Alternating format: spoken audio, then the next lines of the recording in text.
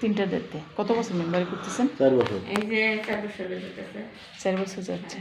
এখন সে কাজ কতটি পাইছেন? এ পর্যন্ত কাজ করতে পেরেছি আমি জানি না। এই কালবাটের বিষয়টা এখন আপনি একটু খোলামেলা বলেন তো। আমি খোলাম লাগলো আমি সরল মানুষ আমি বাজেট হয়েছে 1.5 লক্ষ টাকা। হ্যাঁ হাতে পাইছেন? হাতে পাইছি একবার পাইছি 4600 আবার পাইছি 46,000 46,000 46,000 আর বাদ বাকি টাকা? আর বাদ বাকি টাকা তো ওই যে এই হেন থেকে ছুটিবে নেয়, তারপরে এই ব্যাট কার্ডে। ব্যাট কার্ডে কি পিএ অফিস? হ্যাঁ মানে অন্য অন্য খাতে নেয় না। আপনার এই যে টাকা আপনি কি নিজে উঠেছেন না উড়াইছে না টাকা? উড়াইছে সচিবে। আপনার টাকা সিবিসি ছিলেন কে? আমরা খালি স্বাক্ষর দিয়ে দিই। সিবিসি সভাপতি আপনি? হ্যাঁ। কিন্তু সম্পূর্ণ টাকা উঠে সচিবে।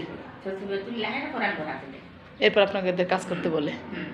এরকম কি সব সময়? সব সময় প্রত্যেকটা কাজে? প্রত্যেকটা কাজ। আপনি 4 বছরে কতটি কাজ করছেন?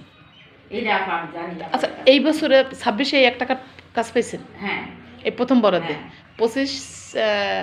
24-25-এ কয়টা পেয়েছিলেন? আমি এই টেনে হামা করি নাই, 2টা পাইছিলাম রাস্তা। 2টা রাস্তা পেয়েছিলেন, তাও বিল সচিবে করে সব? হ্যাঁ আপনি শুধু সিগনেচার দেন, ঠিক আছে। মানে সিবিসির সভাপতি আপনি, হ্যাঁ আর সব কিছু করে সে, বিল তুলে তারা এভাবেই ব্যাট রাখে ট্যাক্স কার্ড।